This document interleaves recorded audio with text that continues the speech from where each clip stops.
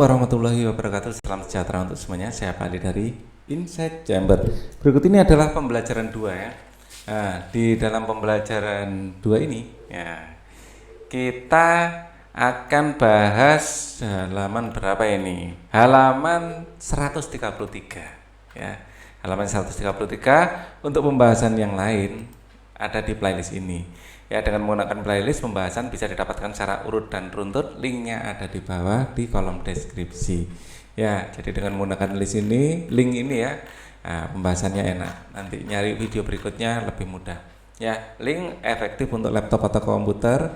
Ya, untuk HP langsung saja di tab di sini di Insight Chamber atau di logonya. Ya, masuk ke channel, kemudian cari playlistnya kelas 4 buku tematik. Kita bahas sekarang.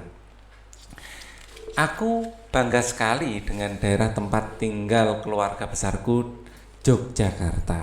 Nah, Siti ini dari Yogyakarta. Ya, di Yogyakarta ada kampung yang terkenal dengan kerajinan gerabah. Kampung itu bernama Kasongan.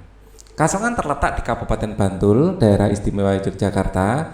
Gerabah merupakan salah satu karya 3 dimensi. Selain gerabah, benda-benda ukiran juga merupakan karya 3 dimensi. Apa kamu dapat menyebut karya 3 dimensi lainnya? Ya termasuk ini mebel, ini karya 3 dimensi ya, patung, mebel,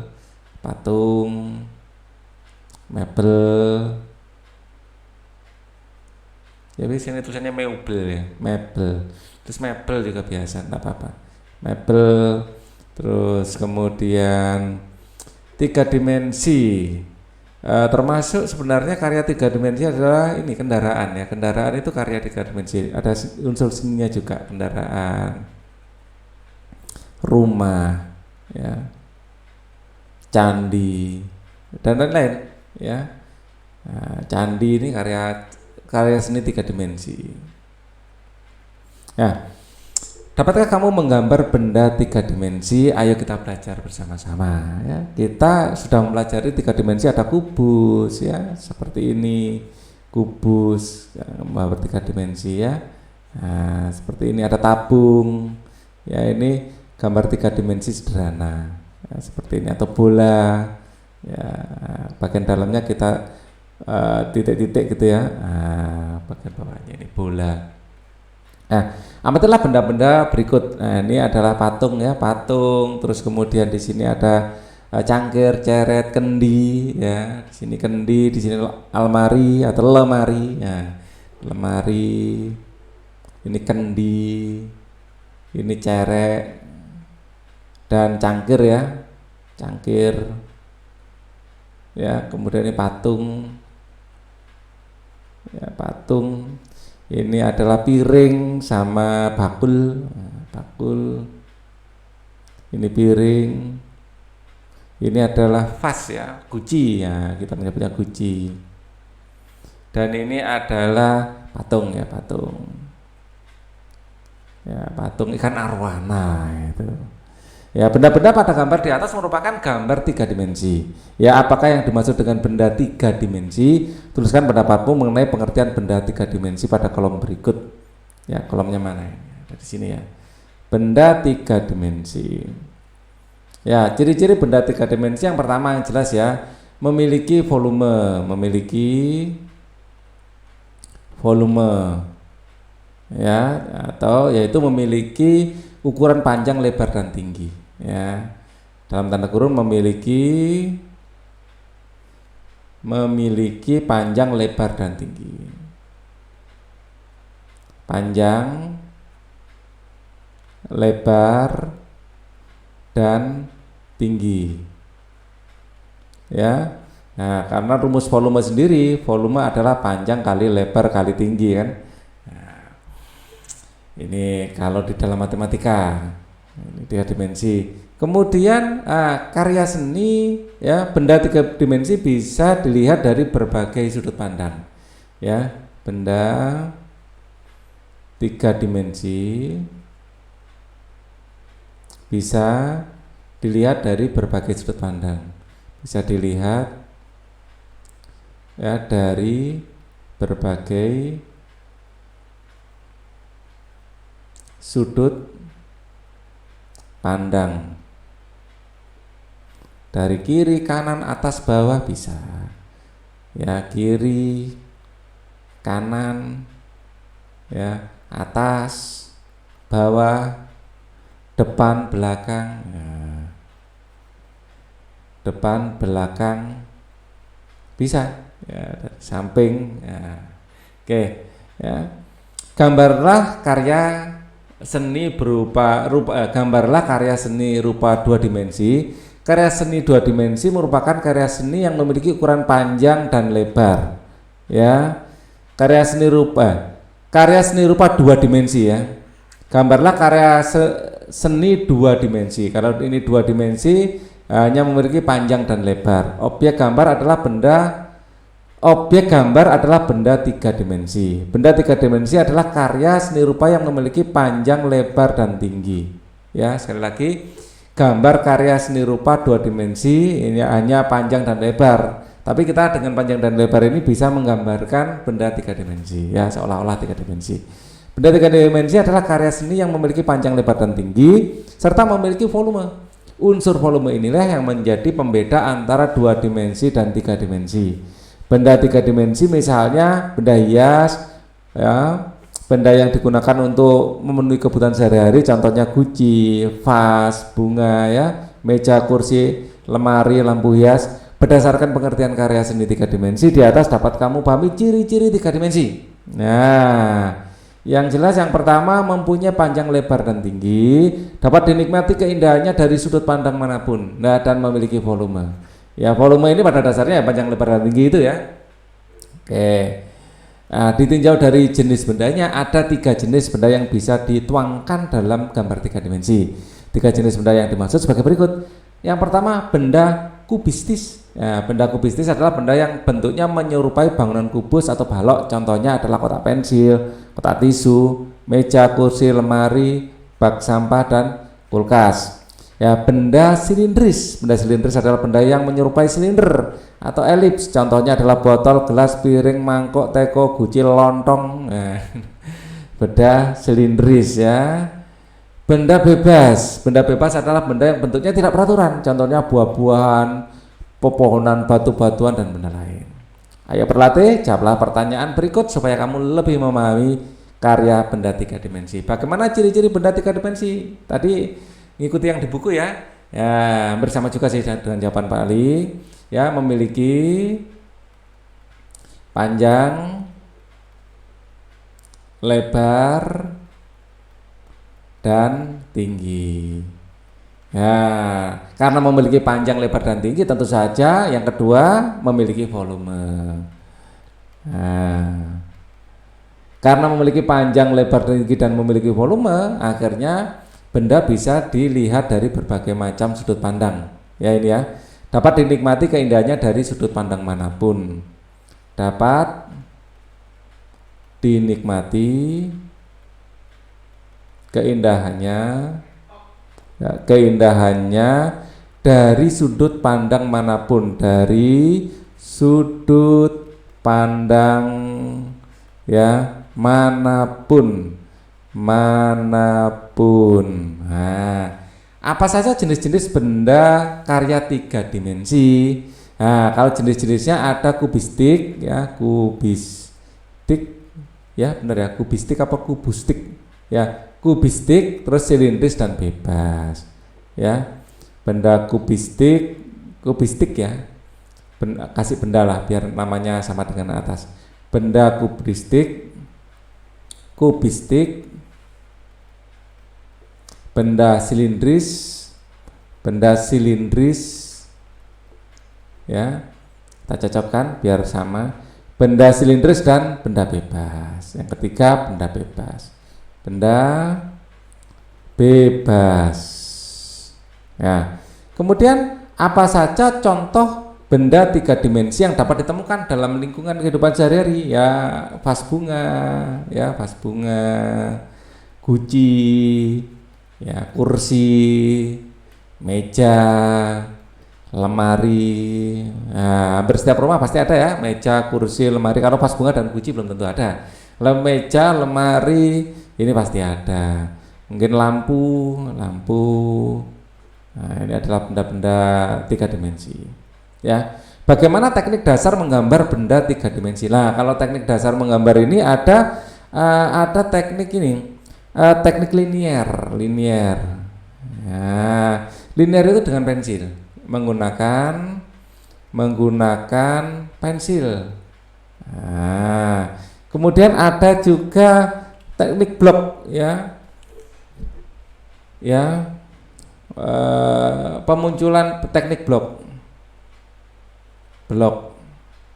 menggambar benda 3 dimensi bisa teknik blok, pemunculan berupa blok-blok, ya. Kemudian ada dusel. Dusel ini adalah teknik menggosok, teknik menggosok gitu ya, ditulis saja. Dusel teknik menggosok.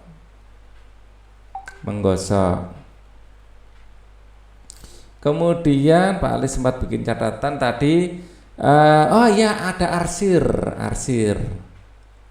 Teknik mengarsir, kemudian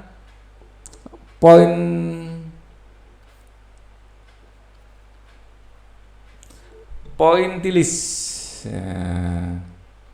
ada akuarel, jadi menggunakan air, akuarel. Oke. Pointilis. Ini saya paling pelan-pelan aja nulisnya biar tulisannya kelihatan, ya. Pointilis. Oke, akuarel, ya. Oke. Ini arsir dan dusel. Oke.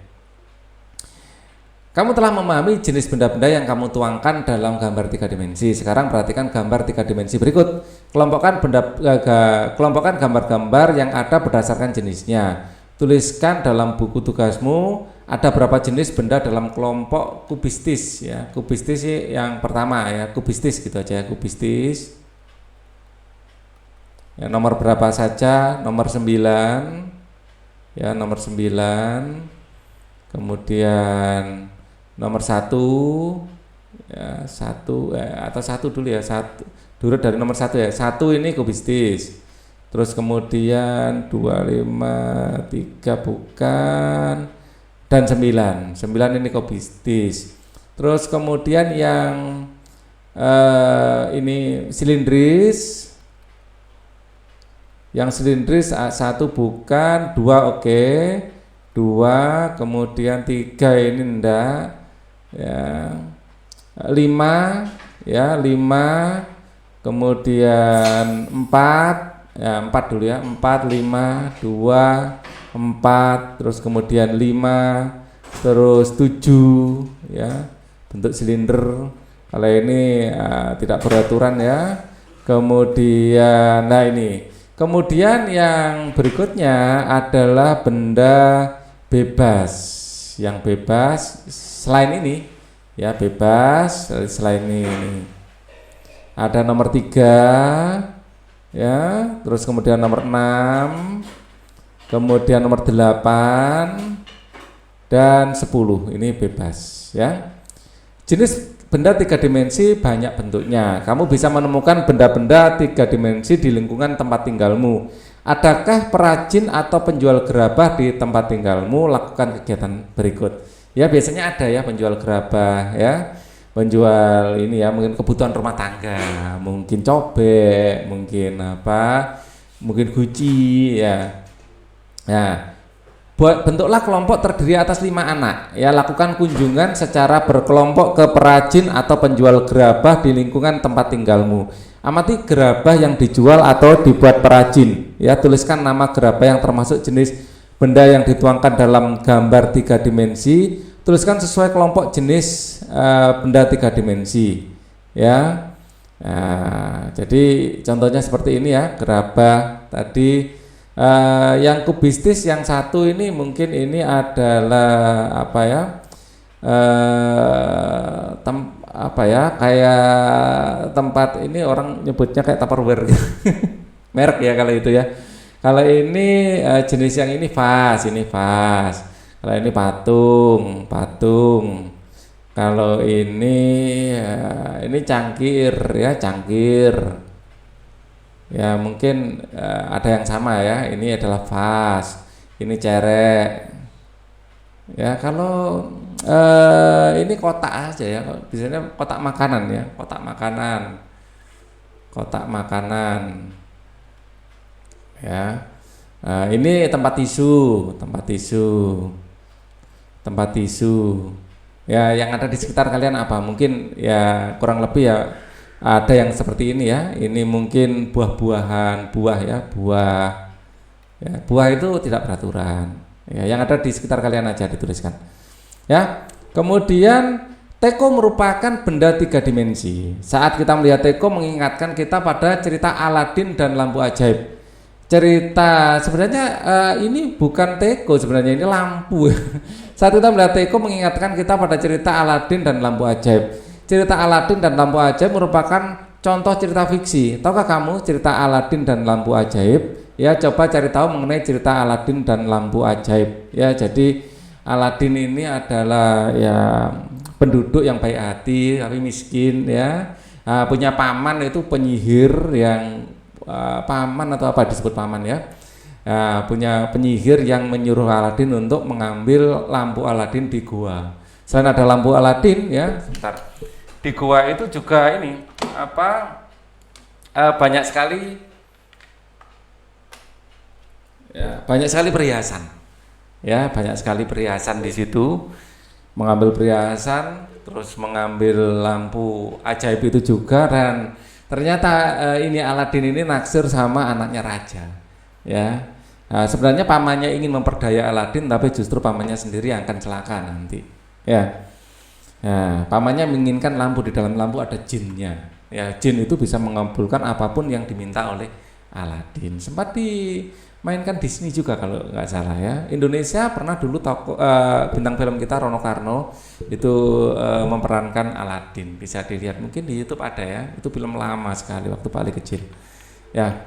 Coba kamu cari tahu cerita fiksi tentang Aladin dan lampu ajaib ya. Dengan cara bertanya kepada orang tua, kakak, guru atau siapapun yang kamu anggap tahu, kamu bisa mencari tahu mengenai berbagai media ya. Di YouTube rasanya ada pasti. Dulu bintang filmnya Rano Karno. Jika kamu akan membuka internet, mintalah pendampingan orang tuamu atau orang dewasa. Ya, Will Smith ya, dari Amerika itu juga memerankan Aladin. Ada Aladin versi ini juga ya, versi Disney ada. Ya, dan itu lebih bagus ya tekniknya karena lebih baru ya dan budgetnya lebih besar. Kalau yang dari Indonesia itu sudah lama sejak Pak Ali kecil. Tuliskan kembali secara singkat cerita Aladin lampu ajaib, tuliskan juga tokoh-tokoh dan sifatnya. Ya, tuliskan dalam kotak berikut. Benda 3 dimensi ya. Oke, ya. Tokoh benda 3 dimensi berupa teko, ya mana kotaknya ini? Wah, ini kita baca dulu ya. Nanti kita belajar resensi tentang Aladin apa. Tuliskan juga tokoh-tokoh dan sifatnya, tuliskan dalam kotak berikut. Benda 3 dimensi ya. Berupa teko dapat dibuat dengan cara benda 3 dimensi berupa teko dapat dibuat dengan cara dibentuk dari tanah liat. Karena pengaruh gaya saat membentuk tanah liat yang tadinya tidak berbentuk menjadi bentuk teko. Masih ingatkah kamu dengan pembelajaran 1 membahas tentang hubungan antara gaya dan gerak? Dapatkah kamu menemukan hubungan gaya dan gerak pada peristiwa lingkungan tempat tinggal? Amati peristiwa berikut. Oh, tidak ada tempatnya ya. Akhirnya kita bahas tentang Aladin dulu kalau gitu. Ya, di sini sudah masuk ke IPA ya. Oke, yang cerita Aladin ini adalah kita sampai sini ya, sampai sini dulu kita masuk ke cerita Aladin. Jadi kita cari di sini aja ya. Aladin mungkin cerita Aladin gitu ya, kita cari di situs apa, cerita Aladin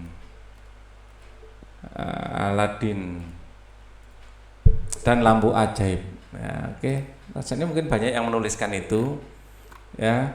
Ada versi ini juga ya, kisah Jin Lampu Wasiat dongeng cerita rakyat.com. Nah, di sini ya, jadi kita baca sama-sama. Versi kartunnya juga ada ya. Di sini kita ada versi kartun, ada versi apa bahasa Indonesia juga ada. Nah, kita baca sama-sama. Dahulu kala di sebuah kota di Irak yaitu Baghdad, ya, seorang ibu tinggal bersama anak laki-lakinya yang bernama Aladin. Ya, suatu hari datanglah seorang laki-laki mendekati Aladin yang sedang bermain, kemudian laki-laki itu mengakui Aladin sebagai keponakannya. Ya, bukan pamannya ya. Jadi bukan paman asli ini. Laki-laki itu mengajak Aladin pergi keluar kota dengan seizin ibu Aladin untuk membantunya. Jalan yang ditempuh sangat jauh. Aladin mengeluh kelelahan pada pamannya, namun dia malah dibentak dan disuruh untuk mencari kayu bakar dengan ancaman jika Aladin menolak akan dibunuh. Ya, jadi pamannya namanya siapa?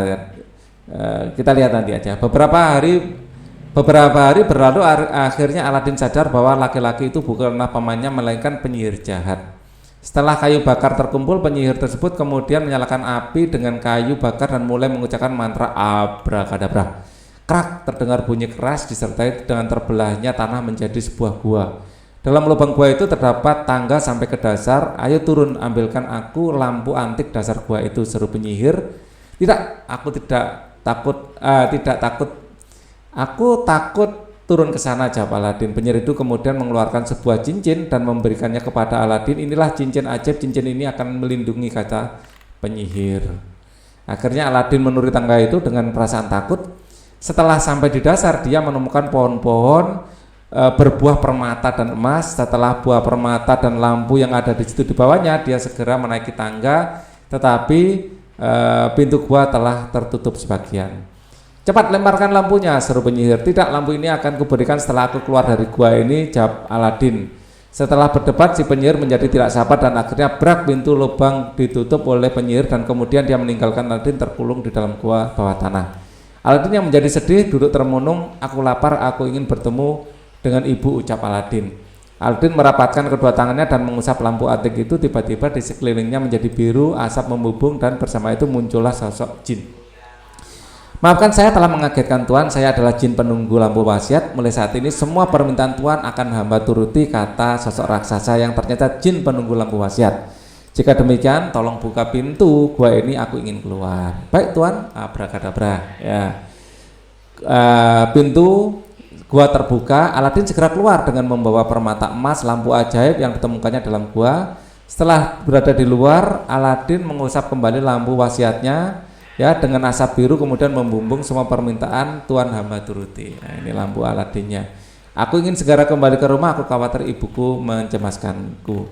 Nah, ini kalian baca sendiri ya. Pada intinya akhirnya Aladin menggunakan kekuatan lampu itu untuk meminang pujaan hatinya, yaitu putri dari raja. Ya, akhirnya dia dan paman, orang yang mengaku paman tadi akhirnya celaka. Ya. Cerita Aladin dulu masih saya ingat itu sering diputar di televisi juga ya. Ini apa?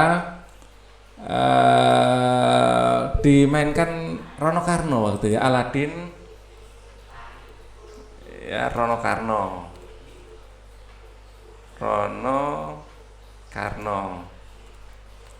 ini yang buatan Indonesia ya. Nah ini dia ya, coba kan Rono Karno masih muda, super ya. Aladin, nah ini film Rono Karno Aladin. Ya, kita lihat sedikit ya. Ini adalah putri dari raja, ya. Dan ada sesi di mana kondisi di dalam gua. Saya masih ingat film ini, ya. Nah ini, ya, orang yang aku pamannya ya, yang bisa menyihir, akhirnya Aladin terjebak di dalam gua, ya. Dia akan akhirnya bisa pulang membawa lampu wasiatnya, ya. Akhirnya dia gunakan untuk meminang putri dari raja, ya, yang saat itu diperankan sama Lydia Kando kalau nggak salah. Ya, jelas nggak salah, Lydia Kando. Bisa kalian ikuti sendiri ya, tapi resolusinya ya gitu, nggak bagus. Oke, kita akan kembali ke sini lagi. Versi baratnya rasanya lebih kekinian ya, gambarnya lebih bagus. Amatilah gambar peristiwa anak bermain ketapel ya, paman menimba dengan ember dan perajin amatilah gambar peristiwa anak bermain ketapel. Ini belum saya baca ya, sebentar. Benda sampai di sini. Masih ingatkah kamu dengan pembelajaran 1 yang membahas tentang hubungan gaya dengan gerak? Intinya gaya bisa merubah arah gerak, membuat benda bergerak menjadi diam, diam menjadi bergerak, atau merubah bentuk benda ya. Itu adalah yang bisa dilakukan oleh gaya. Dapatkah kamu menemukan hubungan antara gaya dan gerak pada peristiwa di lingkungan tempat tinggal? Amatilah gambar peristiwa berikut. Amatilah gambar peristiwa anak bermain ketapel, paman menimba dengan ember dan perajin membuat gerabah berikut ya. Jadi gaya yang ada pada ketapel ada namanya gaya pegas nanti ya. Nah, anak bermain ketapel ya dilakukan dengan menarik karet dan melepaskan karetnya. Berhati-hatilah saat bermain ketapel, jangan diarahkan kepada teman, ini bisa sakit ya. Gaya yang muncul di sini ya adalah gaya pegas ya. Gaya otot dirubah menjadi gaya pegas. Gaya otot ini dirubah menjadi gaya pegas. Ya. Kita lanjutkan. Paman menimba dengan ember, paman menimba dengan menarik timba. Jadi gaya tarik dari otot ya, gaya otot ya dirubah menjadi gaya tarik. Nah, ada perubahan gaya ya di sini. Oke. Kemudian perajin membuat gerabah. Gerabah dibuat dari tanah liat. Tanah liat dibentuk oleh perajin menjadi berbagai bentuk. Nah, ini gaya merubah bentuk benda. Ini gaya merubah bentuk benda. Kalau ini yaitu gaya ya menggerakkan benda, ya menggerakkan benda. Kalau ini gaya merubah arah gerakan benda ya, merubah arah gerakan atau menggerakkan benda juga, ini bisa ya, gaya menggerakkan benda,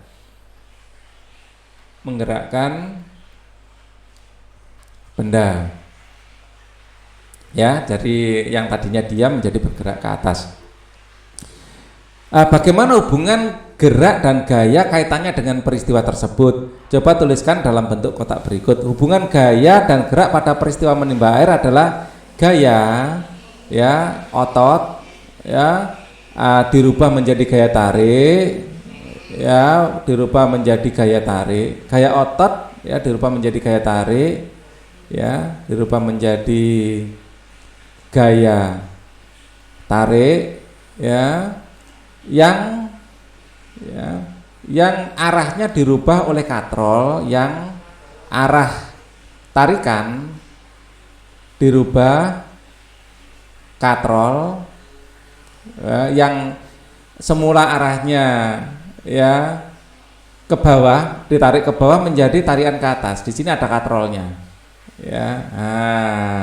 Katrol ya yang semula arahnya ke bawah, yang semula tarikan mengarah ke bawah ya, jadi mengarah ke atas. Tarikan mengarah ke bawah, mengarah ke bawah menjadi ya mengarah ke atas, Jadi katrol ini berfungsi untuk mengubah arah gaya ya. Dalam tanda kurung, katrol berfungsi mengubah arah gaya. Tapi katrolnya nggak dilihatkan di sini ya. Jadi boleh tidak ditulis, ini tidak apa-apa. Pak Ali kasih tanda kurung, itu alasannya ya kenapa dikasih tanda kurung. Kemudian hubungan gaya gerak pada peristiwa bermain ketapel. Hubungan gaya dan gerak pada peristiwa bermain ketapel. Sama ini ya, gaya otot digunakan untuk meregangkan ya karet ketapel ketapel, ya. Nah, kemudian gaya, gaya pegas yang dimiliki dari karet, ya, dari karet digunakan untuk menggerakkan peluru ketapel,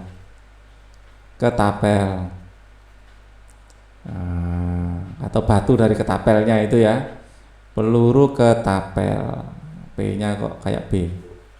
Oke, hubungan gaya dan gerak pada peristiwa membuat gerabah adalah gaya dapat merubah bentuk benda,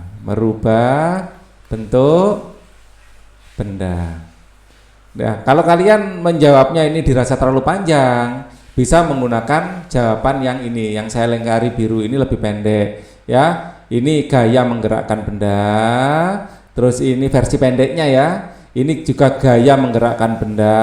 Kalau ini gaya merubah bentuk benda. Tapi kalau ingin detailnya, ingin lebih mendetail, yang saya tulis di kotak ini bisa tulis, ya. Untuk membuktikan adanya hubungan antara gaya dan gerak, praktikkan permainan ketapel. Bawalah ketapel dari rumah atau bapak ibu guru akan menyiapkan ketapel. Praktikkan cara bermain ketapel. Berhati-hatilah jangan mengarahkan ketapel pada teman atau orang lain. Buktikan adanya hubungan antara gaya dan gerak, bapak ibu guru akan memberikan penjelasan padamu, ya. Berhati-hatilah jangan mengarahkan ketapel pada orang lain. Buktikan adanya hubungan antara gaya dan gerak, ya. Bapak ibu guru akan memberikan penjelasan padamu, ya. Sengaja Pak Ali baca 2 kali biar jelas. Ayo renungkan apa yang sudah kamu pelajari hari ini. Apakah kamu merasa senang dengan kegiatan yang kamu lakukan hari ini? Apakah kamu kesulitan dengan dalam mengikuti kegiatan pembelajaran hari ini? Coba renungkan, tuliskan hasil renunganmu dalam kotak. Hasil renungan, apakah merasa senang? Iya, menyenangkan.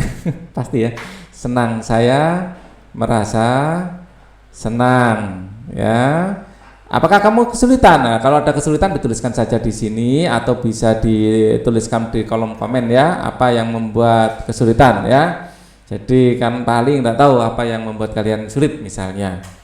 Kerjasama dengan orang tua, coba amati peristiwa yang berhubungan dengan gaya dan gerak di lingkungan tempat tinggalmu bersama orang tua dan atau kakakmu. Tuliskan peristiwa yang kamu amati, ya. Tuliskan juga hubungan antara gaya dan gerak pada peristiwa itu, ya. Sekali lagi, coba amati peristiwa yang berhubungan dengan gaya dan gerak di lingkungan tempat tinggalmu bersama orang tua dan kakakmu. Tulislah peristiwa itu. Peristiwa yang diamati sekarang, misalnya mengayuh sepeda. Ini adalah gaya menggerakkan benda.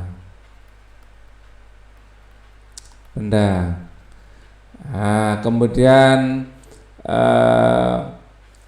selain mengerem sepeda, ya, mengerem sepeda, gaya menghentikan gerakan benda, menghentikan gerakan benda. Kemudian misalnya mendorong meja atau mendorong pintu. Gaya menggerakkan benda, menggerakkan benda. Nah, itu, ya, contoh, ya.